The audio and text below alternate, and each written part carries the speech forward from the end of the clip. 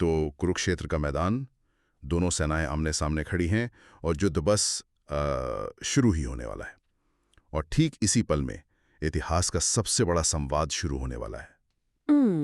आज हम भगवद गीता के पहले अध्याय की गहराइयों में उतरने वाले हैं, जो इस पूरे महाकाव्य संवाद की एक तरह से नींव रखता है। और ये नींव किसी युद्ध के मैदान पर नहीं, बल्कि एक इंसान के मन के अंदर जो संघर्ष चल रहा है उस पर टिकी है। बिल्कुल। हमारे पास गीता के पहले अध्याय पर एक बहुत ही विस्तृत टीका है, जो हमें हर श्लोक के पीछे छुपे जो मनोवैज्ञानिक पहलू हैं उन्हें समझने में मदद करेगी। आज हमारा मकसद ये समझना है कि आखिर हुआ क्या कि अर्जुन जैसा महान योद्धा जो पूरी तरह तैयार था, अचानक टूट गया और उसने हथियार डाल दिए। चलिए कहानी की शुरुआत से शुरू करते हैं। तो पांडवों का 12 साल का वनवास और 1 साल का अज्ञातवास, वो सब खत्म हो चुका है। हाँ, और शांति की सारी कोशिशें भी। बिल्कुल, सारी कोशिशें नाकाम हो चुकी हैं, क्योंकि दुर्योधन ने साफ कह दिया है कि वो सुई की नोक के बराबर भी जमीन नहीं देगा। तो युद्ध अब तय है। और हस्तिनापुर के महल में नेत्रहीन राजा धृतराष्ट्र वो बेचैन है। ऋषि व्यास उन्हें एक प्रस्ताव देते हैं। वो कहते हैं कि मैं तुम्हें दिव्य दृष्टि दे सकता हूं ताकि तुम युद्ध देख सको। लेकिन धृतराष्ट्र मना कर देते हैं।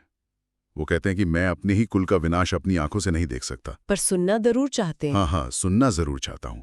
और तब ये दिव्य दृष्टि उनके सारथी संजय को दी जाती है। और संजय न सिर्फ मैदान देख सकते थे, बल्कि योद्धाओं के मन में क्या चल रहा है वो भी जान सकते थे। और यहीं से गीता का पहला श्लोक शुरू होता है, जो धृतराष्ट्र का एक सीधा सा सवाल है। जी, वो संजय से पूछते हैं, धर्मक्षेत्र कुरुक्षेत्रे समवेता युयुत्सवः मामकाः पांडवाश्चैव किम कुर्वत संजय। जिसका मतलब है, हे संजय, धर्म की भूमि कुरुक्षेत्र में युद्ध की इच्छा से इकट्ठे हुए मेरे पुत्रों और पांडु के पुत्रों ने क्या किया।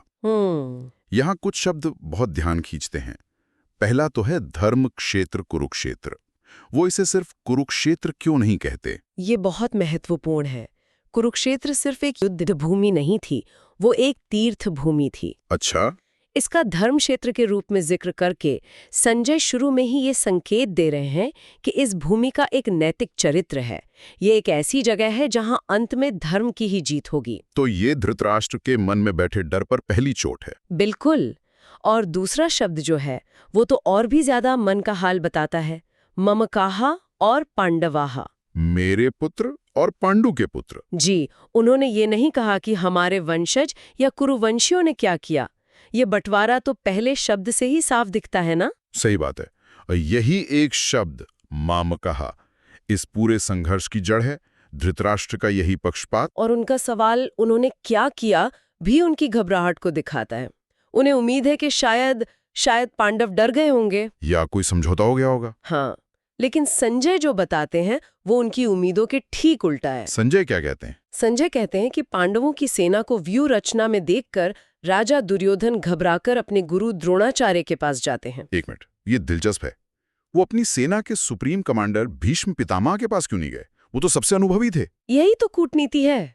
दुर्योधन जानता था कि भीष्म का झुकाव पांडवों की तरफ भी है, वो उनके दादा थे जो। लेकिन द्रोण का मामला ज्यादा पेचीदा था।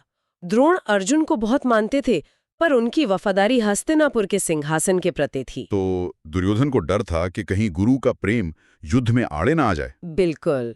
तो वो द्रोण के पास उन्हें प्रेरित करने नहीं, बल्कि क्या कहते हैं, मनोवैज्ञानिक रूप से उकसाने जाता है। अच्छा, कैसे? वो कहता है, हे आचार्य, देखिए पांडवों की इस विशाल सेना को, जिसकी व्यू रचना आपके ही बुद्धिमान शिष्य धृष्टद्युम्न ने की है। वाह, ये तो सीधा सीधा ताना है ना? वो उन्हें याद दिला रहा है कि सेना का नेतृत्व द्रुपद का बेटा कर रहा है, वही द्रुपद जो आपका सबसे बड़ा दुश्मन है। और धृष्टद्युम्न का तो जन्म ही आपको मारने के लिए हुआ है। ये एक तरह से इमोशनल ब्लैकमेल है। देखिए गुरुजी, जिसे आपने सिखाया वही आपको मारने खड़ा है। इसके बाद वो एक और गलती करता है।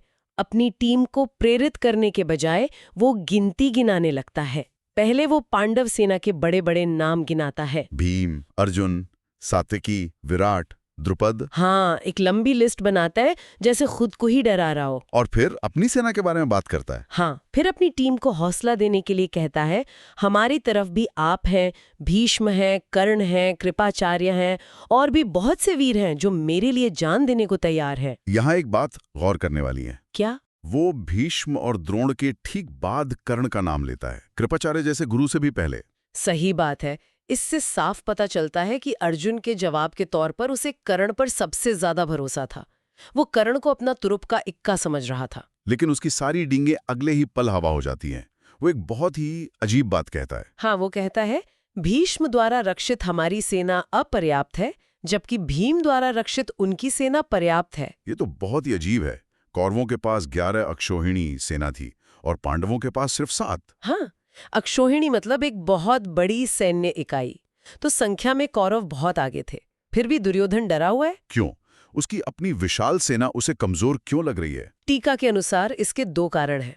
पहला, उसे भीष्म पर पूरा भरोसा नहीं है। वो जानता है कि भीष्म दोनों पक्षों के शुभचिंतक हैं और शायद पूरी ताकत से नहीं लड़ेंगे। बिल्कुल। दूसरी तरफ भीम सिर्फ अपने पक्ष के लिए लड़ रहे हैं।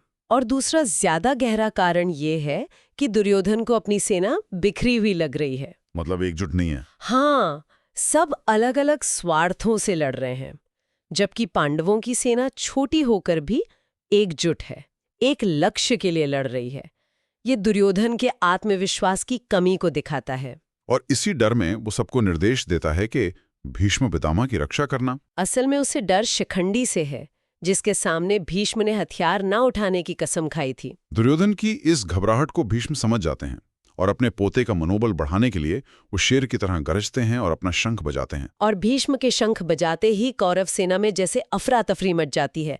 शंख, नगाड़े, ढोल सब एक साथ बज उठते हैं। संजय कहते हैं कि वो एक भयानक कोलाहल था। शब्द कोलाहल यहाँ महत्वपूर्ण है ना।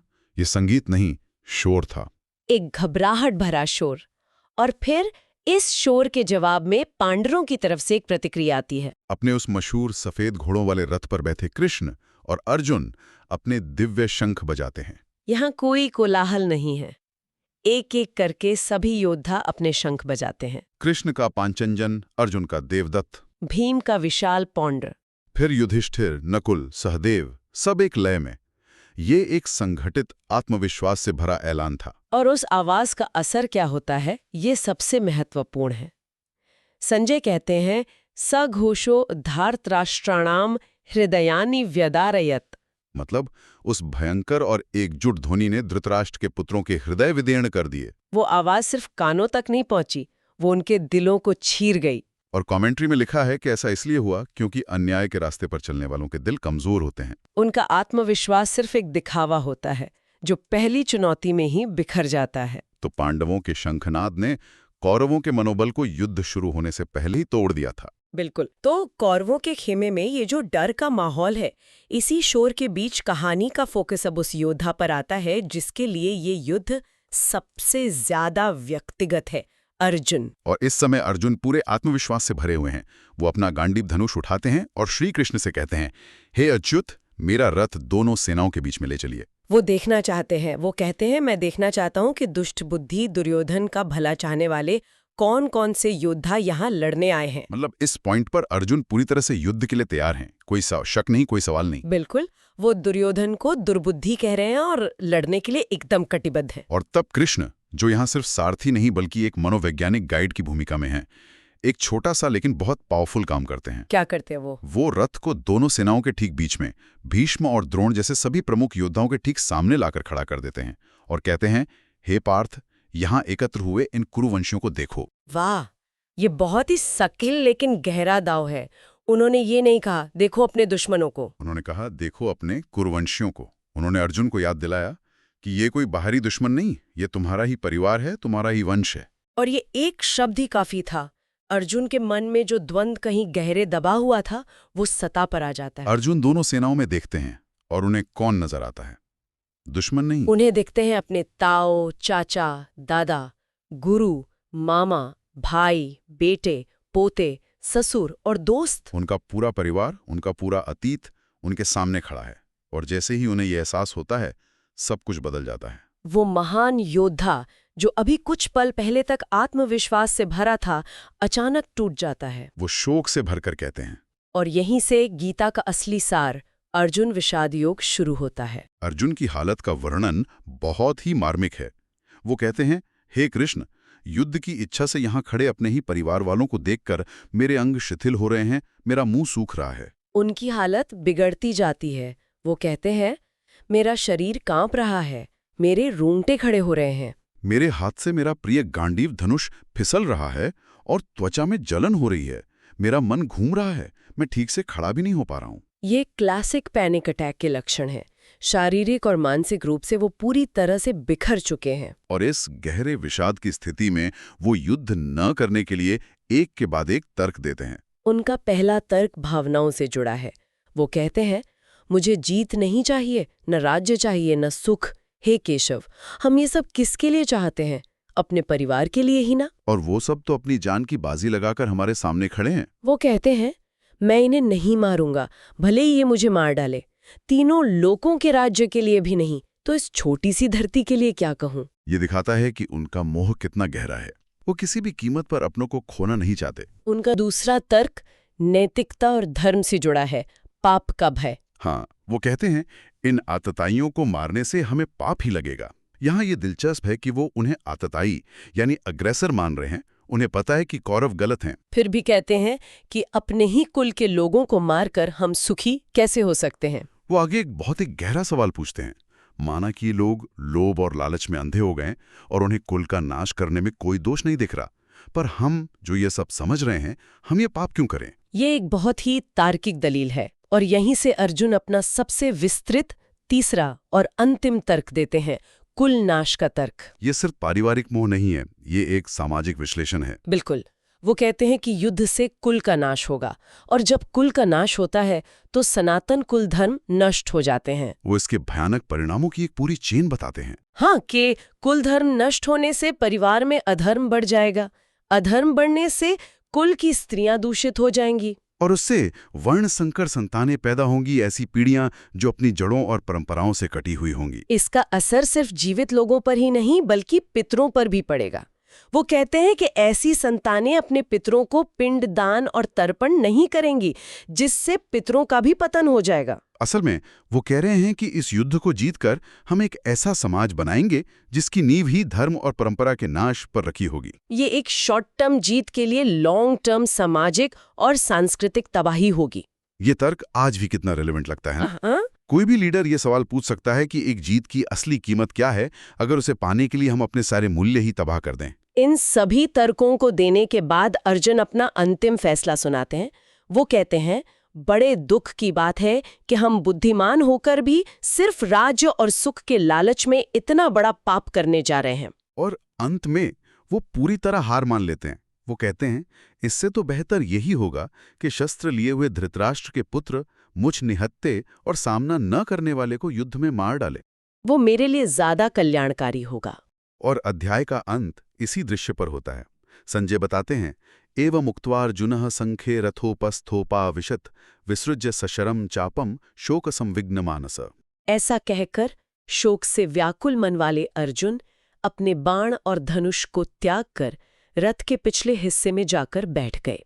तो इस तरह युद्ध शुरू होने से ठीक पहले कहानी का सबसे बड़ा नायक अपने कर्तव्य, अपने धर्म और अपने उद्देश्य सब कुछ भूलकर शोक में डूब जाता है। और यही स्थिति, यही गहरा मानवीय संकट पूरी भगवद गीता की पृष्ठभूमि तैयार करता है। ये सिर्फ अर्जुन का विषाद नहीं है। ये कर्तव्य और लगाव, कर्म और भावना, तर्क और दिल के बीच का एक सार्वभौमिक द्वंद्व है, जिसका सामना हम सब कभी न कभी अपनी जिंदगी में करते हैं। आज की इस चर्चा को खत्म करने से पहले एक सवाल है जो सोचने के लिए छोड़ा जा सकता है। इस अध्याय का नाम है अर्जुन विषाद योग। ये थोड़ा अजीब है ना? कि विषाद यानी इतना गहरा दुख, डिप्रेशन, उसे योग क्यों कहा गया है? योग का अर्थ तो जुड़ना होता है। शायद ये इस बात की ओर इशारा करता है कि कभी-कभी जीवन का सबसे गहरा संकट, सबसे बड़ा आत्मसंदेह और पूरी तरह से टूट जाने का अनुभव ही आध्यात्मिक ज्ञान और खुद से जुड़ने का पहला कदम बन सकता है। जब तक आप टूटेंगे नहीं, आप खुद को नए सिरे से जोड़ेंगे कैसे? इस पर विचार किया जा सकता है।